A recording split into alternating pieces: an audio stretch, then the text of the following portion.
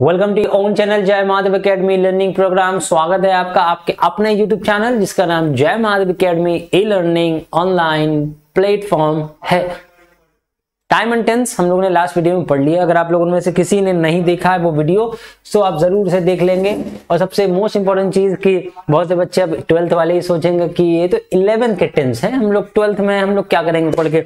लेकिन अब आप लोगों के कन्वीनियंस के लिए जय माधव एकेडमी अलग अलग तरीके से, मतलब ग्रामर को ही 2 बार में, वही चीज हम 11th में पढ़ा रहे हैं वही चीज 12th में। तो ये आपके लिए एक बेनिफिट है, एक एडवांटेज है कि आप एक बार में ना समझ पाए दोबारा में हो सकता है कोई एक्सप्रेशन, कोई सेंटेंस, कुछ नया, एक आध चीज हमने नया कुछ दूसरी वीडियो में बता दी हो सकता है प्रेजेंट इंडेफिनिट आपको 12th में ना समझ में आया हो तो 11th की वीडियो दोबारा से आपने देखने पर समझ में आ जाए। तो ये अगर आप 11th में है, 12th में है, 10th में है और 9th में है, व्हाटएवर आप 10th पढ़ सकते हैं चाहे किसी भी क्लास में हो, तो बेहतर यही है कि जितनी जल्दी हो सके सब लोग आ सकते हैं। जो भी 12th में है, जो सोच रहे हैं कि मैं 12th में हूँ, how could I join this video because I am in 12th, तो ये उनके मिसकंसेप्ट है, ये उनका मतलब गलत फहमी है ये उनकी। चलिए आज के इस वीडियो में हमने वादा किया था लास्ट टाइम एंड टेंस में कि उसके बाद हम लोगों ने प्रेजेंट इंडेफिनिट को पढ़ना है, फिर कंटिन्यूअस को पढ़ना है कि परफेक्ट को पढ़ना है। इस तरह से हम लोगों ने 7-8 वीडियोस टेंस पर रखी हुई हैं। तो लगातार अगर आप वीडियोस को देखेंगे तो of course you will get some benefits, otherwise आप स्किप करेंगे, पहली वीडियो देखी, चौथी देखी, फिर तीसरी देख ली, तो ये नहीं, सीक्वेंस से देखेंगे। तो आज हम लोग टोटली प्रेजेंट इंडेफिनिट की ही बात करेंगे। और यहाँ पर कुछ बच्चे 11th में सोच रहे होंगे कि ये 11th के प्रेजेंट इंडेफिनिट टेंस की बात हो रही है, 12th का बच्चा ही सोचेगा ये तो 11th का प्रेजेंट इंडेफिनिट है, 12th का प्रेजेंट इंडेफिनिट समझेंगे। तो बेटा हम आपको बता दें इस सेंटेंस में मतलब 11th में भी हम राम को जाता हुआ दिखाएंगे और 12th में जब पढ़ेंगे तो उसमें भी हम यही लिखेंगे राम जाता है। ऐसा नहीं है कि राम जाता है 12th में और राम आता है 11th में, है ना। चलिए स्टार्ट करेंगे। आज सबको good evening, good evening, good evening. ठीक, हाँ हाँ चलिए। शिवम शर्मा सर क्लास का नोटिफिकेशन नहीं मिलता, ऐसा क्यों नहीं बेटा? अब यहाँ से तो नोटिफिकेशन भेजा जाता है, अदरवाइज नहीं जा रहा है। उसके लिए हम सो सॉरी। हम अपनी कंप्यूटर टीम से, कंप्यूटर महोदय से कह देंगे कि वो नोटिफिकेशन को एक बार चेक कर लिया करें, क्योंकि बच्चों को दिक्कत होती है। उसके लिए हम आपसे क्षमा मांगते हैं। अब बच्चे नहीं है, देखे ये हाल है। आज ग्रामर स्टार्ट करे, अभी तक बच्चे कहते थे ग्रामर अभी स्टार्ट होगी, ग्रामर स्टार्ट हुई तो गायब है, वीडियो को शेयर भी नहीं करते। सर आज क्लास क्यों नहीं चली? इंग्लिश ग्रामर की क्लास तो चल रही है बेटा, ये क्या है ना। चलो चलो सबको भाई शेयर कर दो अगर हो सके तो। टाइम एंड टेंस हम ऑलरेडी बता चुके हैं इसके बारे में। अब आ जाते हैं इसके अंदर टेंस के बारे में बात करते हैं। सिंपल प्रेजेंट टेंस या इसी को हम प्रेजेंट इंडेफिनिट टेंस भी कहते हैं, बट यहाँ पर थोड़ा सा हम आपको फिर से बता दें। फिर से क्या मतलब, हम चूंकि जब इंडेफिनिट पढ़ा रहे हैं, चाहे फिर 9th को पढ़ाएं, 10th को पढ़ाएं, 12th को पढ़ाएं, आपका एसएससी में भी अगर हम पढ़ा रहे हैं और टेंस पढ़ा रहे हैं तो हम ये जरूर कहेंगे कि अगर हम सिंपल प्रेजेंट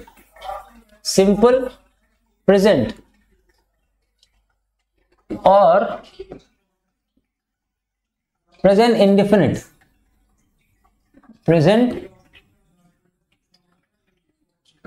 इंडेफिनिट इसको दो सेम माने तो मेरे ख्याल से ये गलत होगा। मेरे ख्याल से, ऐसा नहीं किताबों में गलत लिखा है, लेकिन हम इसे नहीं मान सकते। अगर हम सिंपल की बात करें तो सिंपल प्रेजेंट का मतलब साधारण, मतलब वर्तमान।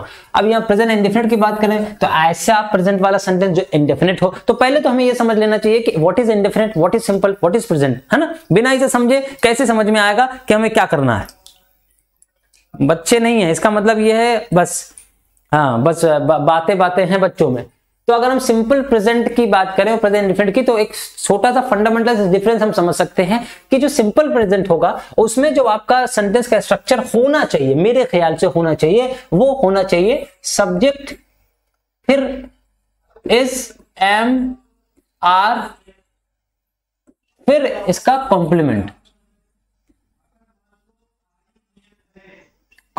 ये होना चाहिए स्ट्रक्चर। और अगर हम प्रेजेंट इंडेफिनिट की बात करें तो इसमें आप कह सकते हैं सब्जेक्ट हो और वर्ब की फर्स्ट फॉर्म या 5th फॉर्म हो, और देन ऑब्जेक्ट भी हो सकता है या कॉम्प्लीमेंट भी हो सकता है। इस स्ट्रक्चर में फर्क है। दोनों स्ट्रक्चर को देख लो जरा ध्यान से बेटा, कि अगर हम सिंपल प्रेजेंट की बात करें तो according to Sahir Kamal, according to me, मेरे हिसाब से यह होना चाहिए, क्योंकि I don't agree with this thing that is already mention in the all books of grammar, जिसमें सारी किताबों में ये मेंशन है कि सिंपल प्रेजेंट कहिए या प्रेजेंट इंडेफिनिट कहिए, both are same, both are alike, दोनों एक समान है। हाउ?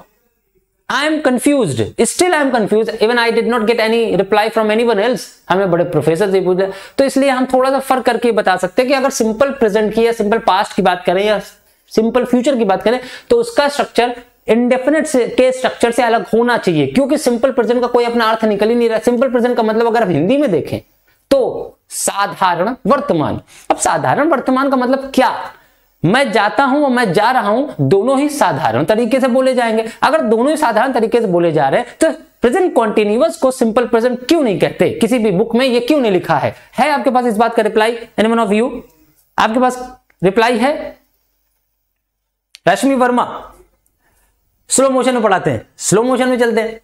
यदि आपके पास इस चीज का रिप्लाई है तो आप जरूर रिप्लाई कर दीजिए कि सिंपल प्रेजेंट को हर किताब में प्रेजेंट इंडेफिनिट क्यों लिखा रहता है। क्योंकि मेरे ख्याल से हम किसी भी एक्शंस को उसके मूड के हिसाब से, उसके तरीके के हिसाब से डिवाइड कर सकते हैं। जैसे कुछ एक्शंस इंडेफिनिट होते हैं, मतलब उसकी प्रवृत्ति, उस किसी भी कार्य की जो प्रवृत्ति होती, क्रिया की कोई प्रवृत्ति होती, जैसे कुछ क्रियाएं होती हैं जो परमानेंट होती हैं, कुछ क्रियाएं होती हैं जो रेगुलर होती हैं, कुछ क्रियाएं होती हैं वो कंप्लीट होती हैं, कुछ क्रियाएं होती हैं जो कंप्लीट हो चुकी हैं फिर भी चल रही हैं। तो हमने देखिए चारों टेंस के एक थोड़ा से डिफरेंस में आपको चार चीजें बताएं। कुछ क्रियाएं जो परमानेंट होंगी उनको हम कह सकते हैं इंडेफिनिट, कुछ क्रियाएं जो रेगुलर होंगी उनको हम कह सकते हैं कंटिन्यूअस, कुछ क्रियाएं जो कंप्लीट होंगी उन्हें हम कह सकते हैं परफेक्ट, और कुछ क्रियाएं जो परफेक्ट तो हैं लेकिन अभी भी जारी हैं उन्हें ही हम कहते हैं परफेक्ट कंटीन्यूअस। तो ये तो प्रवृत्ति की बात हो रही है। लेकिन अगर सिंपल प्रेजेंट की बात करें तो इसके स्ट्रक्चर के तौर पर हम इसे ये लिखेंगे,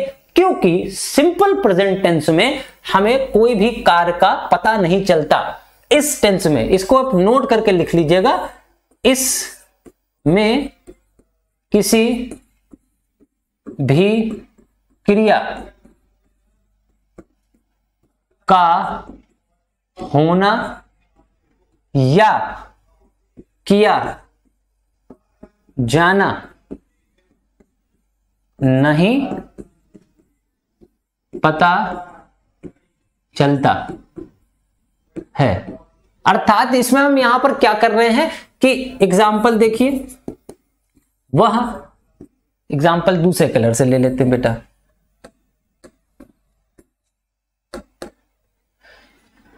एग्जाम्पल, अगर हम एग्जाम्पल की बात कर लें, एग्जाम्पल, वह एक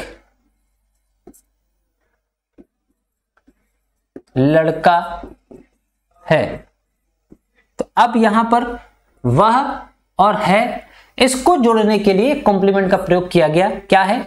एक लड़का, ही इज अ बॉय। तो ये जो इज वर्ड आया, इससे आपको क्या पता चल रहा है? क्या ये कोई क्रिया है? क्या कोई क्रिया, कोई कार्य हो रहा है दिए गए सेंटेंस में? हाँ, बताओ बेटा। बेटा पता नहीं क्यों बच्चे इतना वो नहीं है। ही इज अ बॉय में अगर हम ध्यान दें कि ही इज अ बॉय, तो ये जो अ बॉय वर्ड आ रहा है बेटा, ये इसका कॉम्प्लीमेंट है। सब्जेक्ट आया, फिर इसकी एजएमआर वर्ब आई, और फिर इसका कॉम्प्लीमेंट आया। जब भी एजएमआर के साथ कोई शब्द आएगा तो वो हमेशा ऑब्जेक्ट होगा, ये नहीं कंफर्म है। ऑब्जेक्ट भी हो सकता है, वो कॉम्प्लीमेंट भी हो सकता है। कॉम्प्लीमेंट होता क्या है बेटा? कॉम्प्लीमेंट का हिंदी का मतलब होता है पूरक, जो सेंटेंस को पूरा करे, और सेंटेंस को नहीं, विशेषतः वर्ब की मीनिंग को पूरा करने वाले शब्द को हम पूरक कहते हैं। तो ये मेरे ख्याल से सिंपल प्रेजेंट का, ये प्रेजेंट शायद मिट गया है भाई, ये जो प्रेजेंट था, ये जो प्रेजेंट था सिंपल प्रेजेंट। अब प्रेजेंट इंडेफिनिट में एक्शंस होते हैं, सिंपल प्रेजेंट या प्रेजेंट इंडेफिनिट जिसे हम लोग कह देते हैं, लेकिन इसको अलग तरीके से समझाया जा सकता है। इसमें आप ध्यान देने वाली बात है कि इसको आप ध्यान देंगे, इसमें कार्य मतलब क्रिया की जाती है या, अब एग्जाम्पल देख लीजिए। एग्जाम्पल है मैं पढ़ाता हूं। I teach. ये कंप्लीट एक्शन है। This is a subject and this is a verb and the verb is in main form. ये जो वर्ब आई ये मेन फॉर्म में आई। दूसरा एग्जांपल, वह मुझ पर हंसती है।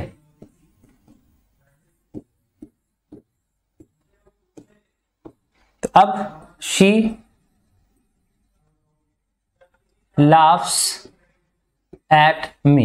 तो ये कंप्लीट एक्शन है। एक सब्जेक्ट आया, ये कंप्लीट एक्शन, वर्ब आई और ये इसका आपका ऑब्जेक्ट आ गया। ठीक, समझे? हाँ बेटा, वो नहीं चल पाई, किसी वजह से नहीं चल पाई। आई टीच, समझे?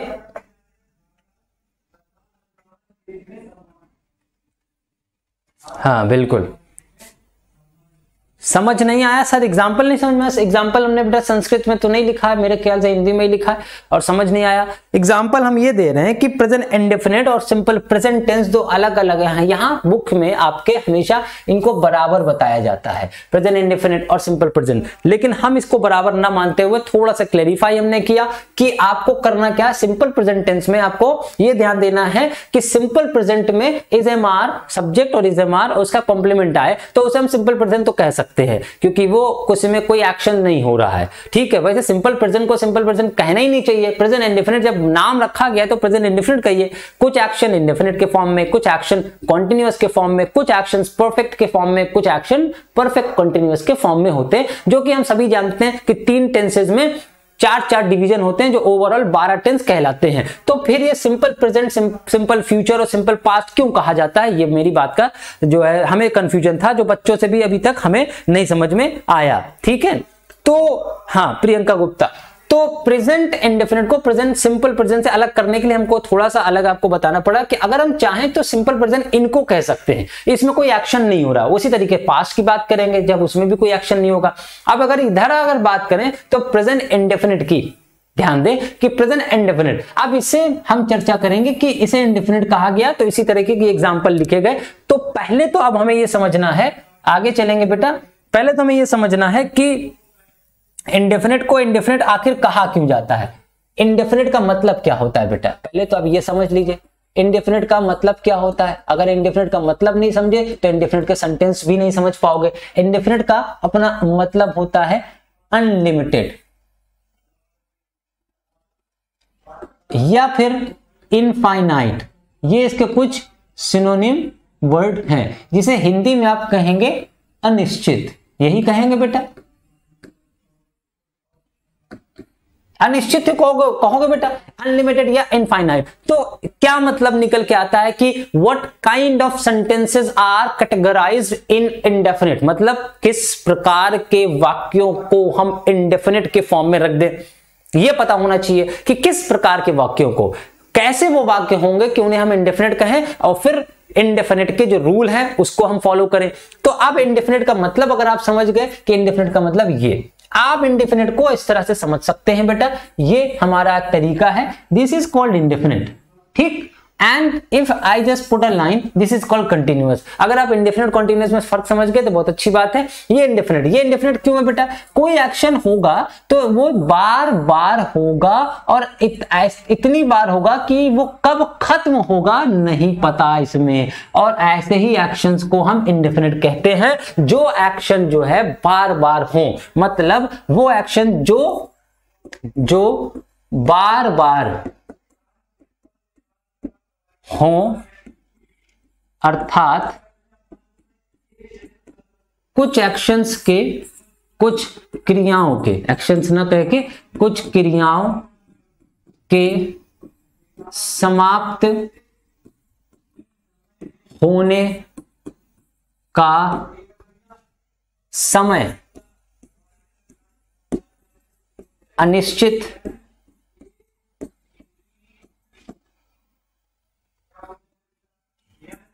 होने पर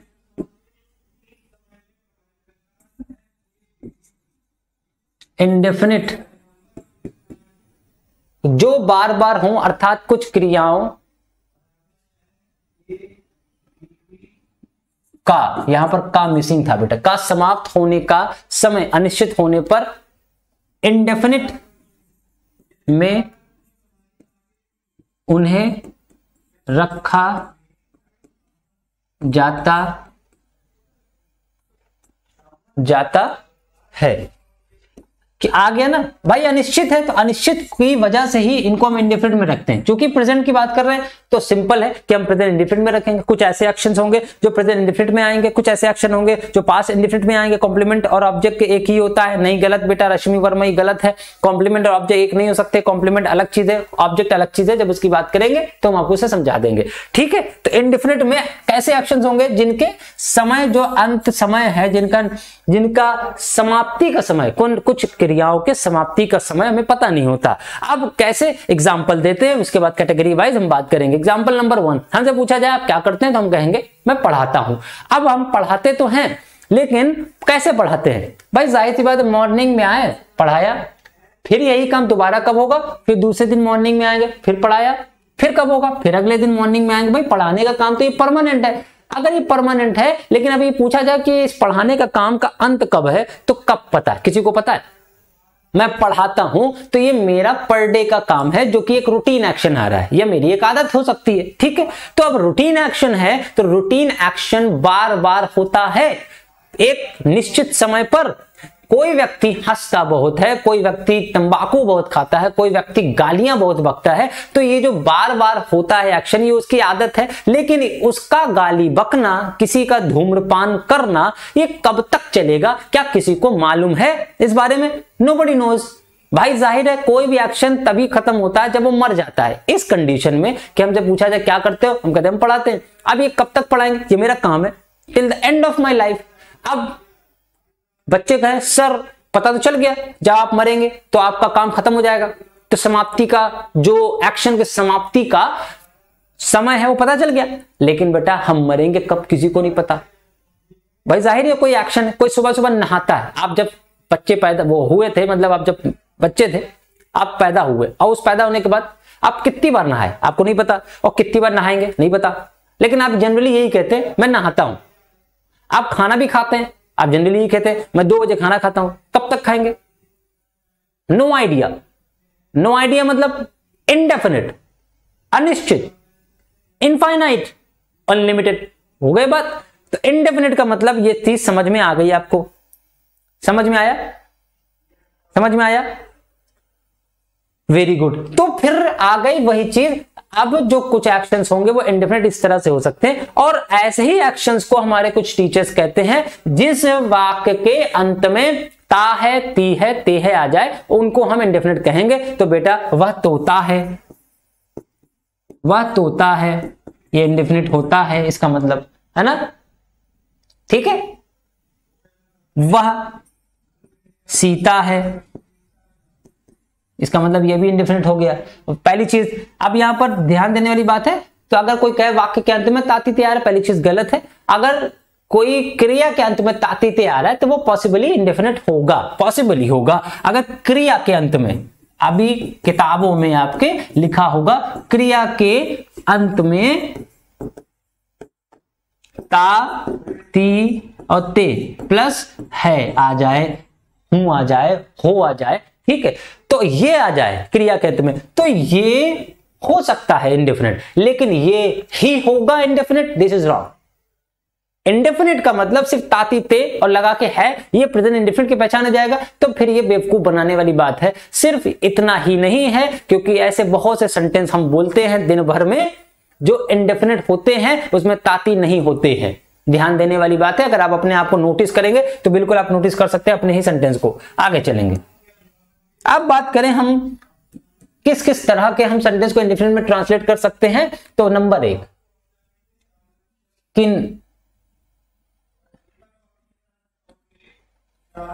किस प्रकार के वाक्यों को प्रेजेंट इंडेफिनिट में ट्रांसलेट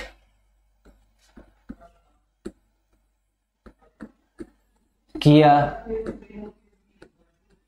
जा सकता है।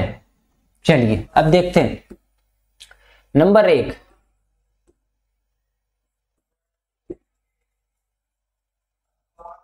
रूटीन्ड एक्शन। कौन से रूटीन एक्शन होते हैं? ऐसे वाक्य जो वर्तमान समय में किसी एक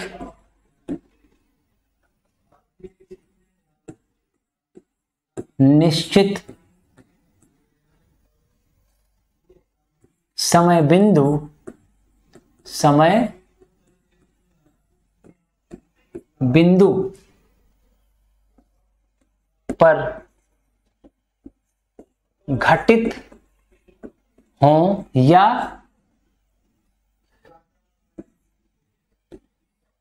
किए जाएं। नंबर 1 एग्जाम्पल देखो बेटा, example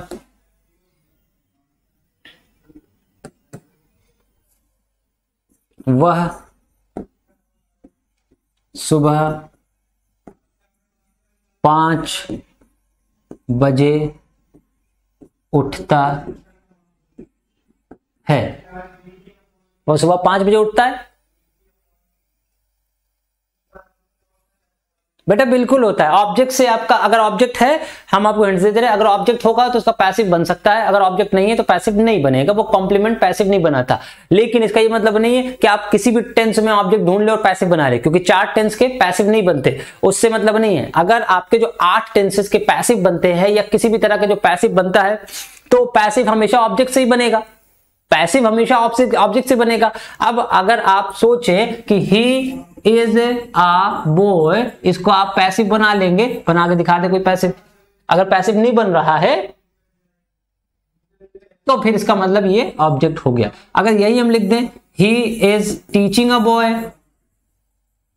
he is teaching a boy, now becomes a passive. अब पैसिव बन जाएगा। यही बॉय यहां पर ऑब्जेक्ट था और यहां पर कॉम्प्लीमेंट था, क्योंकि यहां पर इसको इस जो है जोड़ने का काम कर रहा है, ये इसको कनेक्ट कर रहा है, तो इसलिए ऊपर वाले सेंटेंस में अब बॉय ये एक ऑब्जेक्ट नहीं है, ये कॉम्प्लीमेंट है। क्या है बेटा? ये कॉम्प्लीमेंट है, सी फॉर कॉम्प्लीमेंट। और ये यहां पर ऑब्जेक्ट है भाई, सेम शब्द है ना, सेम शब्द है ना बेटा।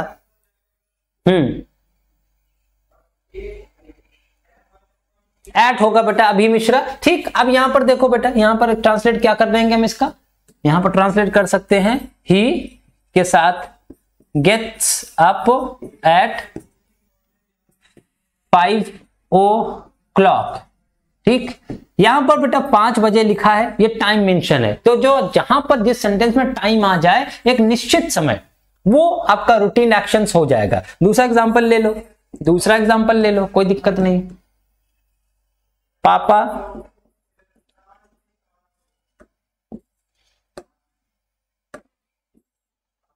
पापा 9 बजे दफ्तर जाते हैं। इसमें भी ता आया, इसमें भी ता आया।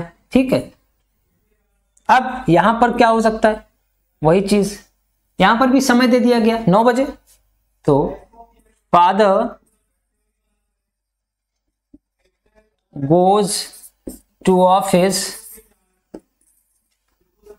at 9 o'clock, at 9 o'clock। तो यहां पर भी समय आ गया। जहां पर किसी भी प्रेजेंट इंडेफिनिट टेंस में अगर आपको दिखना है कहीं पर ता आ जाएगा बेटा, तो वो ता आने की वजह से इंडेफिनिट हो सकता है, लेकिन उसमें रूटीन एक्शन कैसे पहचानेंगे, उसमें कोई समय दे दिया जाए, इसलिए वो रूटीन एक्शन हो जाएगा। ये बात ध्यान रहे। फरहान मिर्जा, हाँ नहीं, सुबह की इंग्लिश क्लास नहीं ली जी। चलिए अब हम लोग बात करते हैं इसके स्ट्रक्चर की। पहले हम लिख देते हैं बेटा, हमने रूटीन तो बता दिया, वो इसका यूज है। अगर स्ट्रक्चर की बात करें, स्ट्रक्चर तो एक फंडामेंटल स्ट्रक्चर है, हम अफर्मेटिव लिख देते हैं बेटा। सब्जेक्ट वर्ब की फर्स्ट, फिफ्थ, ऑब्जेक्ट और कॉम्प्लीमेंट, कुछ भी आ सकता है दोनों में से, ये इसका अफर्मेटिव है। इसका अगर आप निगेटिव बनाएंगे तो बेटा आप निगेटिव भी बना सकते हैं। आप सब्जेक्ट लिखेंगे, फिर डू डज का प्रयोग कर सकते हैं, और फिर उसके बाद वर्ब की फर्स्ट फॉर्म हमेशा आएगी। अगर डू डज लग रहा है, सॉरी नॉट नहीं लगाया हमने, तो फिर उसके बाद नॉट लगाइए, फिर वर्ब की फर्स्ट फॉर्म, फिर ऑब्जेक्ट और कॉम्प्लीमेंट। फिर उसके बाद अगर नेगेटिव के साथ अगर आपको इंट्रोगेटिव समझना है तो इंट्रोगेटिव भी लिख लीजिए। पहले डू डज, कोई भी सेंटेंस का इंट्रोगेटिव, उसके लिए उसकी हेल्पिंग वर्ब को बाहर करिए, सब्जेक्ट को अंदर घुसेड़ दीजिए, और फिर उसके बाद वैसे ही ऊपर वाले स्ट्रक्चर के हिसाब से फॉलो कर दीजिए जैसे ऊपर लिखा है। वर्ब कौन सी फॉर्म, फर्स्ट, और फिर ऑब्जेक्ट या कॉम्प्लीमेंट, ये लास्ट में इंट्रोगेटिव मार्क। अगर आप ये तीन हो गए, एक तो वो हो गया अफर्मेटिव हो गया, फिर नेगेटिव, इंट्रोगेटिव। हो सकता है आपका सेंटेंस इंट्रोगेटिव भी हो प्लस नेगेटिव भी हो, तो इस कंडीशन में पहले डू डज, फिर सब्जेक्ट, फिर नॉट, फिर वर्ब की फर्स्ट फॉर्म, फिर ऑब्जेक्ट और कॉम्प्लीमेंट और इंट्रोगेटिव मार्क। हो सकता है आपका इंट्रोगेटिव डबल इंट्रोगेटिव हो, तो आपका WH इंट्रोगेटिव अगर आ रहा है, WH इंट्रोगेटिव का मतलब वो जो क्वेश्चन वर्ड से लिखे जाते हैं, तो आप क्या लिखेंगे, पहले WH वर्ड लिखेंगे। WH वर्ड का मतलब बहुत से दो चार वर्ड ऐसे भी है जो WH से स्टार्ट नहीं, मतलब क्वेश्चन वर्ड लिखिए, फिर उसके बाद डू डज का प्रयोग करिए, फिर उसके बाद सब्जेक्ट आएगा, फिर वर्ब की फर्स्ट फॉर्म, फिर ऑब्जेक्ट और फिर कॉम्प्लीमेंट। ठीक, उसके बाद अगर WH इंट्रोगेटिव के साथ भी निगेटिव आ रहा है तो उसके लिए भी है कि WH, उसके बाद ये इंट्रोगेटिव भी है और फिर ये निगेटिव भी है, तो फिर क्या लिखें, कोई दिक्कत नहीं, WH पहले WH वर्ड लिखेंगे, फिर उसके बाद डू डज लगता है तो डू डज लगाइए, फिर सब्जेक्ट आएगा, फिर नॉट आएगा, फिर वर्ब की फर्स्ट फॉर्म आएगी, फिर ऑब्जेक्ट और कॉम्प्लीमेंट आ जाएगा। अब आपको ये याद करना है कि नहीं याद करना, कोई बताएगा जल्दी से, इसमें क्या याद करने वाला है, क्या याद करने वाला नहीं है, बताओ बेटा, जल्दी से बताओ। क्या इसे याद कर पाओगे, याद हो जाएगा? कितने लोग कह रहे हैं हाँ, बताओ।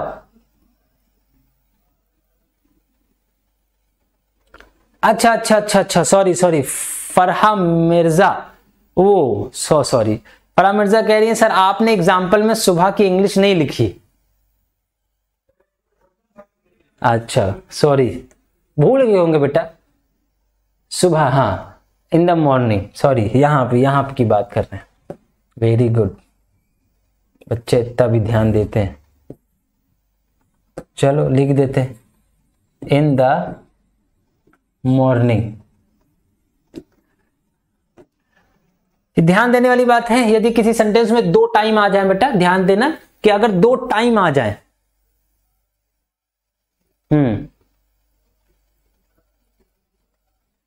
याद है, वेरी गुड वेरी गुड, अच्छी बात है। अगर याद है तो कोई बात नहीं, लेकिन आपको याद नहीं करना है। ध्यान दे, एक बात और बता दे, देखो दो टाइम आ रहे हैं, एक तो इन द मॉर्निंग, ये भी समय को इंडिकेट कर रहा है, और एक है 5 o'clock। तो जब भी किसी भी सेंटेंस में दो टाइम आ जाए तो दोनों टाइम में जो छोटा टाइम होगा वो पहले और बड़ा टाइम बाद में, 3 हो जाएंगे। तो उसमें जो छोटा होगा सबसे पहले, उससे बड़ा उसके बाद, और सबसे बड़ा सबसे लास्ट में। ये एक सीक्वेंस में रखना सीख लीजिए। 5 o'clock in the morning 5 o'clock नहीं लिखेंगे।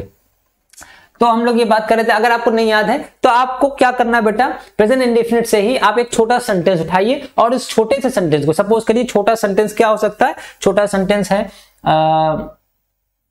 She writes a letter.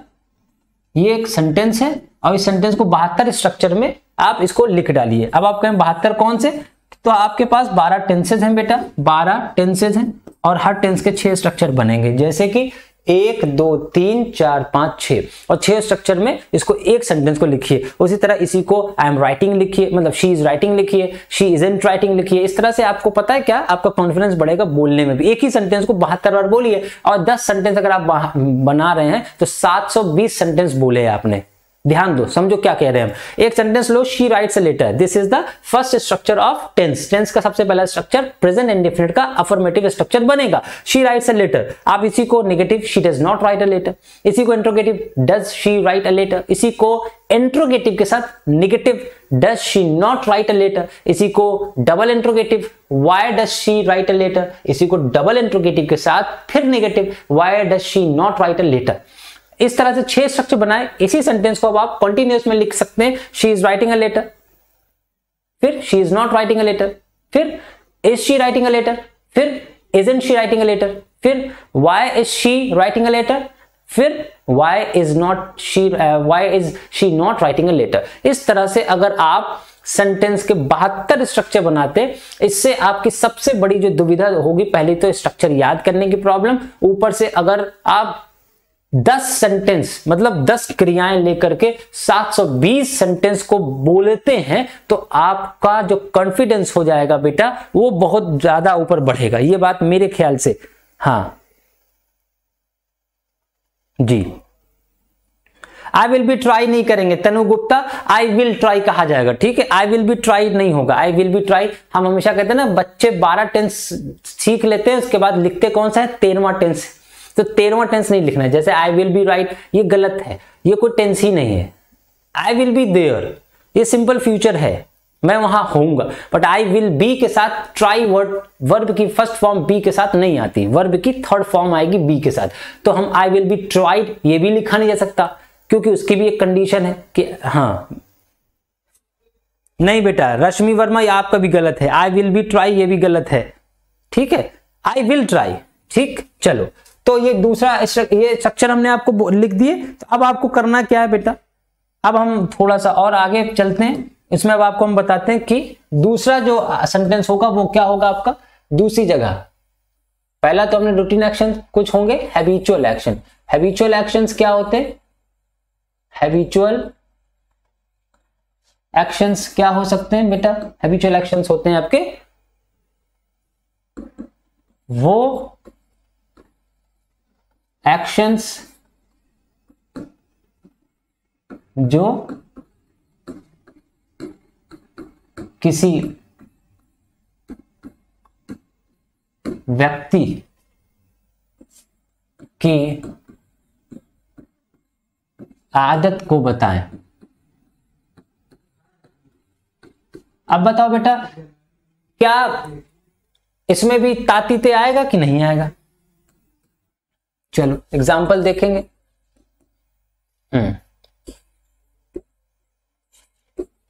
मेरे पिता जी धूम्रपान करते हैं। देखो इसमें भी ता आया, इसीलिए जनरली टीचर क्या कहते हैं, ता आ जाता है। लेकिन ऐसे बहुत सेंटेंस आएंगे जिसमें ता नहीं आने वाला। इसका ट्रांसलेशन क्या कर लेंगे बेटा, माई फादर सब्जेक्ट लिखा, फिर धूम्रपान करने को पूरा लिखेंगे स्मोक्स, माई फादर स्मोक्स, बस हो गया। माई फादर स्मोक्स, मेरे पिताजी धूम्रपान करते हैं। दूसरा एग्जाम्पल,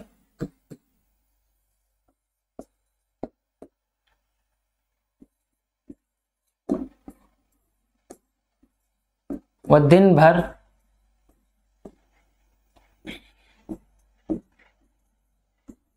खेलता है। इसको ट्रांसलेट कर लीजिए, he plays all the day। आप से होल डे भी लिख सकते हैं, होल डे, ठीक।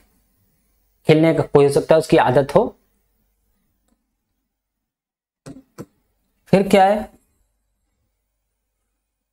वह झूठ इसमें टाइम नहीं आएगा, झूठ नहीं बोलता है। तो आप इसको क्या करेंगे, he does not tell a lie। आ गया। तो अब ये समय देखकर नहीं किए जा सकते, ये आदत है बेटा, हाँ या ना, ये आदत है या नहीं है, ये बताओ क्या ये आदत है, नहीं है, क्योंकि इसमें टाइम है। कोई भी व्यक्ति धूम्रपान करता है तो समय देख के तो करेगा नहीं, किसी भी टाइम कर सकता है। कोई भी व्यक्ति खेलता है तो वो उसकी आदत हो सकती है दिन भर खेलता है। नीचे वाला झूठ बोलना कोई समय देख के तो होगा नहीं, समय देखकर नहीं हो सकता, तो ये आदत हो गई उनकी। ठीक, आदत वाले सब में ही तातीते आ रहा है बेटा। हाँ, he does not lie, very good. Tripti Tiwari आप बिल्कुल सही हैं, ही डज नॉट लाई भी लिख सकते हैं, he does not tell a lie भी लिख सकते हैं। लाई अपने आप में एक वर्ब भी है और लाई अपने आप में एक नाउन भी है। अगर आप इसको वर्ब की तरह यूज करेंगे तो टेल हटा दीजिए, डज नॉट लाई लिख दीजिए, और अगर आप इसको नाउन की तरह यूज करेंगे तो फिर टेल अ लाई लिखेंगे। टेल का मतलब बोलना होता है। क्लियर? हाँ, चलिए अच्छी बात है। डेली यूज में बोल सकते हैं, बिल्कुल बोल सकते हैं। ठीक, तो ये आपके दो यूज हो गए। तो आज के लिए इतना ही, हम लोग कल की वीडियो में फिर आएंगे एक बार और इसी को कंटिन्यू करेंगे। प्रेजेंट टेंस के ऊपर अभी आपको 2 वीडियो और मिलने वाली हैं, जिसमें हम लोग present continuous, present perfect continuous और प्रेजेंट परफेक्ट की चर्चा करेंगे। इसको भी कंप्लीट करेंगे क्योंकि प्रेजेंट इंडेफिनिट का इंट्रोडक्शन देने में समय ज्यादा लगता है, तो इस वजह से आज को हम लोग यहीं पर एंड करेंगे और फिर मिलते हैं कल की वीडियो में एक बार फिर से। Thank you so much for coming online, stay connected to us, let's wait for the next video lecture, stay home, be safe, thank you so much।